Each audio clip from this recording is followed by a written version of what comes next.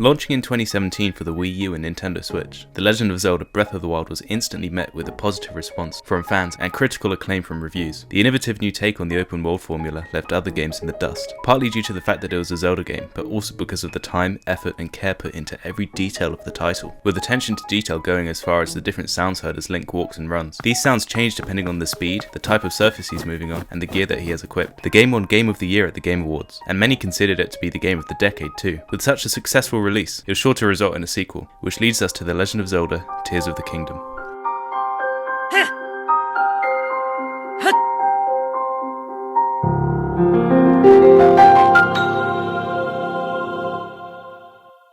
Tears of the Kingdom has been one of the most highly anticipated games since its announcement in 2019 during a Nintendo Direct. Although not much information has been shared about the game, it's gained an immense amount of hype from fans, leading to it winning the most anticipated game at the Game Awards at the end of 2022. The unfortunate part about this game is how long it's taken to release, causing concern for many players. We've waited since 2017 for a release that should have been fairly quick to produce, considering the assets, world, game engine, and physics were already made for Breath of the Wild. What took them so long? Let's start with the beginning of development. While most fans found out about the game in 2019 during a Nintendo Direct, this was obviously not the beginning of development. In December 2017, the Creating a Champion book was released, a really cool book which detailed the development process and lore of Breath of the Wild. In the last pages, Eiji Aonuma revealed that development for the next Zelda game had already begun. I find this quite impressive, because this is not long after the release of the final DLC pack for Breath of the Wild, meaning that they really didn't take a break between projects. This also kind of implies that they've had something planned already for the title. In fact, in an interview with Kotaku in 2019, Eiji Aonuma explained to us how the birth of Tears of the Kingdom was from his team not being able to stop coming up with ideas for the DLC, to the point where they ended up just making a sequel altogether. This is a similar story to the creation of Mario Galaxy 2, actually. A few days before this report, the game was properly announced in a Nintendo Direct, with very little information provided, other than the fact that Ganondorf was back, there's a weird arm, and the game is in development. After this, it then took 2 years for a new trailer to drop at E3 2021. Two key details were announced this time, one being that the sky would play a big part in the story and gameplay of the game, and two being that the game would release in 2022. I always found it interesting how they left the release window so vague, not even willing to give a release month, but in hindsight, it makes sense. They just didn't know how long it would take to complete development, and they couldn't make any promises just in case there was a delay. Unfortunately, they didn't even manage to meet this release window. This is where fans really started to get annoyed, me included. It's forgivable that there wasn't any information released on the title for 2 years between 2019 and 2021. We can wait, as it only means that they're putting more time into making the game even better, but then delaying it further into 2023? This began to worry people, as a sequel to a game shouldn't end up taking longer than the original. As previously stated, they had the game engine, physics and assets from Breath of the Wild to work with, so it's not like they were building a game from the ground up. Alongside only 2 teasers being announced at the time, they really did have us left in the dark. One argument for the delay is obviously COVID-19. This affected basically every company, and businesses like Nintendo, which was situated in Japan, really struggled to adjust due to their work culture and infrastructure in the country. This is why we got barely any games on Nintendo Directs in 2020, by the way. The problem with this argument is that the release date was given after the effects of 2020. This means not only had they gone pretty much back to normal development, but they were able to give a release window with some leeway in case things took a turn for the worse again. And yet the release still wasn't met. So, what took this game so long? Will it forever be a mystery?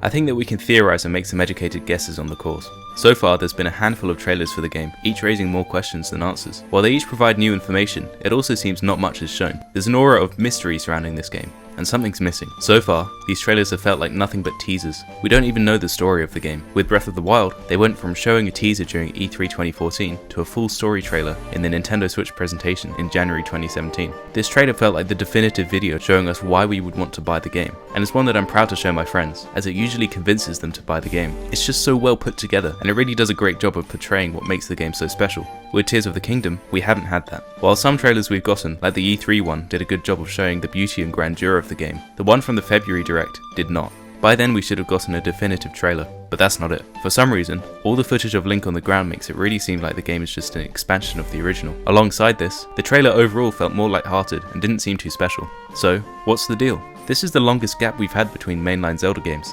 ever. In theory, this title would naturally be mind-blowing, and they would want to show that to us, but they haven't. While they haven't said it explicitly, it seems that they are being quite secretive with the game. For For example, in an interview with IGN, a Nintendo spokesperson, Bill Trinan, said that they were holding off on revealing the name of the game as they believed it would be too much of a spoiler. Unsurprisingly, this led to many conspiracies of what the title could be named, with many people thinking it would be related to time travel. Eventually, the name Tears of the Kingdom was announced, in its own dedicated trailer. Honestly, it's hard to see how it depicts the plot of the game. Maybe it means that the Kingdom of Hyrule has been completely overthrown and destroyed by Ganondorf. Or maybe it could be referring to the citizens of the kingdom, grieving due to a notable person dying. Who knows? But one thing is clear. If even such a cryptic title like this could be enough for Nintendo to hesitate revealing for the sake of avoiding spoilers, they're clearly resisting announcing a lot of key information. It could very well be that, like Breath of the Wild, there's a major new feature set to blow everyone's minds again.